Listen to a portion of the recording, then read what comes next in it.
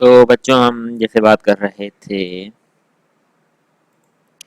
कि ये हमने पार्ट ए बी सी, इसमें तो क्या था, सिंपल मल्टीप्लाई और सब्ट्रैक्ट हो रहा था। तो इसमें क्या होता है, जो सबसे छोटे पॉइंट के बाद सबसे जितने कम डिजिट होते हैं आंसर भी उसी में लाना होता है। और मल्टीप्लाई डिवाइड में हम बात कर रहे थे, जिसमें मल्टीप्लाई के हमने सवाल भी किए थे, डी और ई पार्ट कर लिया था कि डी और ई पार्ट में यानी मल्टीप्लाई में जितने कम सिग्निफिकेंट फिगर्स होंगे सवाल के अंदर, सवाल को आंसर भी उतने सिग्निफिकेंस में होना ज़रूरी है। तो और वो किस तरह जाता है उतने सिग्निफिकेंट फिगर्स में, वो उसको पहले आप किस में कन्वर्ट करते हो, साइंटिफिक नोटेशन में। साइंटिफिक नोटेशन के बाद जितने सिग्निफिकेंट चाहिए उतने तक आप उसको राउंड ऑफ करवा देते हो। तो अब आप आगे बात कर लेते हैं पार्ट एफ के ऊपर। अब जो एफ वाला पार्ट है यही सवाल पेपर में आते हैं।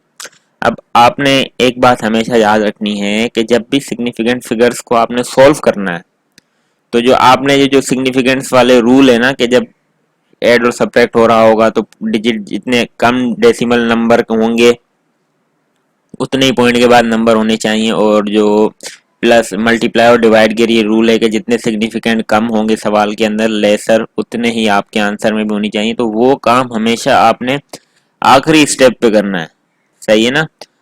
अब जैसे ये 0.35 में माइनस 0.1 करेंगे, आखिर में जाके फिर इसके ऊपर जो रूल था वो आपने अप्लाई कर देना है। इसी तरह ई में भी इसी तरह सारे एक साथ मल्टीप्लाई कर लें, फिर एक ही मरतबा क्या लगा लें आप, रूल लगा लें जो उसका मल्टीप्लाई का रूल है। लेकिन डिवाइड के अंदर भी कुछ ऐसा ही है, ये बात याद रखना आपने। अब आपने करना क्या है, जो उसका ऊपर वाला पार्ट है ना, पहले 32.09 में प्लस क्या होगा, डिमास रूल लगाना है। पहली बात तो एडिशन होगा सबसे पहले। अब आप बोलोगे नहीं सर पहले तो फिर डिवाइड होना चाहिए, सही है ना, डिमास रूल के मुताबिक। लेकिन अगर आप डिमास रूल को देखोगे तो ऊपर वाला पार्ट सोल्व होगा, तो फिर ही नीचे वाला पार्ट सोल्व आप कर सकते हो। क्या बात कर रहे थे कि ऊपर वाला जो पार्ट है पहले आप उसको सोल्व करेंगे हम, उसके बाद फिर डिमास रूल की बात कर रहे थे। हाँ बिल्कुल, डिमास रूल के मुताबिक तो यहाँ पे पहले डिवाइड होना चाहिए, लेकिन डिवाइड आप नहीं कर सकते जब तक ऊपर वाला पार्ट सोल्व नहीं होगा, सही है ना। तो डिमास रूल के मुताबिक ऊपर वाले पार्ट को देखा जाए तो वो बोल रहा है कि पहले एडिशन होना चाहिए फिर सब्ट्रैक्शन होना चाहिए। तो हमने एडिशन कराया तो कितना है, 33.29। अब यहाँ पे एक नुक्ता ये समझ लीजिए कि यहाँ पे हमारा सवाल सोल्व नहीं हुआ है, तो सिग्निफिकेंस के जो रूल हैं वो वाले नहीं लगाएंगे हम। अब यहाँ पे कोई एडिशन वाला रूल ना लगा देना, बस ये 33.29 आ रहा है ऐसे ही आ गया, फिर माइनस हो रहा है 33.29 में से जो चीज़ माइनस करनी थी वो हमने माइनस कर ली, कोई सिग्निफिकेंस का रूल नहीं लगाया, सही है। वो नहीं याद कर लेना कि प्लस माइनस में जो है वो हमें जितने कम डिजिट नंबर होते हैं उतने ही पॉइंट के बाद लाने होते हैं। जैसे यहाँ पे 2 हैं तो यहाँ पे भी आंसर में भी 2 होने चाहिए, तो ऐसा नहीं है, क्योंकि हमारा सवाल अभी पूरा सोल्व नहीं हुआ है। जब तक पूरा सवाल सोल्व नहीं होगा तब तक हम कुछ भी नहीं करेंगे, सिंपल वैसा का वैसा सवाल सोल्व करेंगे।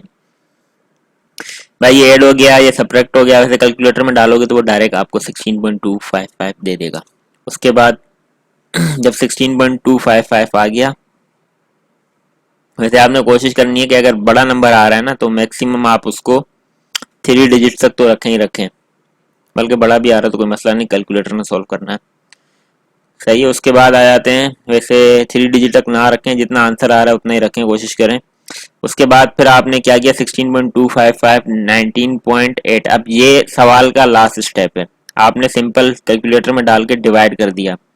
अब यहाँ पे सवाल सोल्व हो गया, आखिर में आ गए बिल्कुल। अब यहाँ पे आपने सिग्निफिकेंट का रूल लगाना है, तो आपने देखना है कि आखिरी स्टेप में क्या हो रहा है। आखिरी स्टेप में क्या हो रहा है, डिवाइड हो रहा है। और डिवाइड के मुताबिक क्या रूल है कि जितने सिग्निफिकेंट फिगर्स सवाल में कम से कम होंगे उतने होने चाहिए।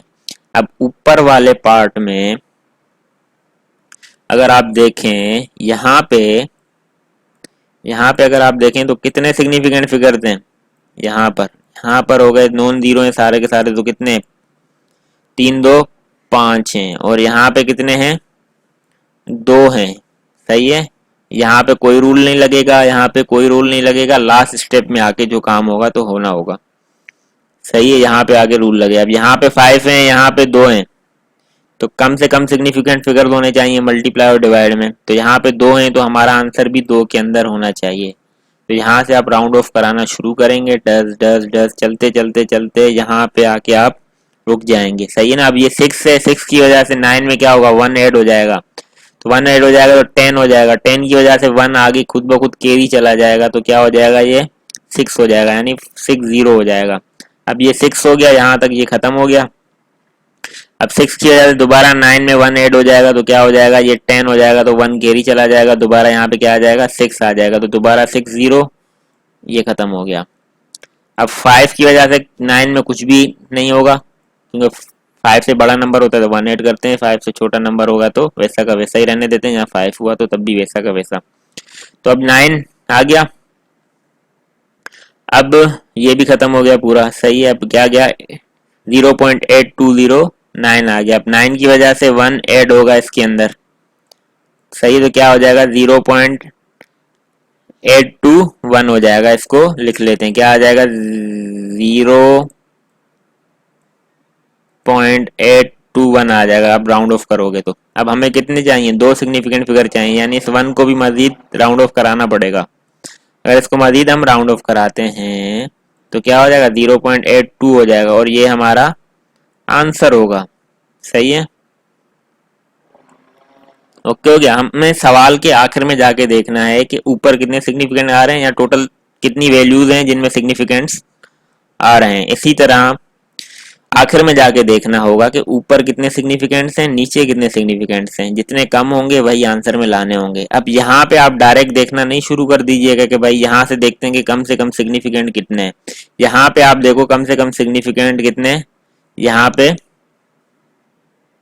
बल्कि सवाल ही हम गलत कर रहे थे, नीचे 3 है ना सिग्निफिकेंट फिगर्स, तो हमारा आंसर 3 में होना चाहिए, यानी 821 आएगा। सही है। 0.821 आएगा। और यहाँ पे देखें, वो गलत हो गया, बातों बातों में, मसला नहीं है। 3 सिग्निफिकेंट फिगर होने चाहिए क्योंकि नीचे 3 है।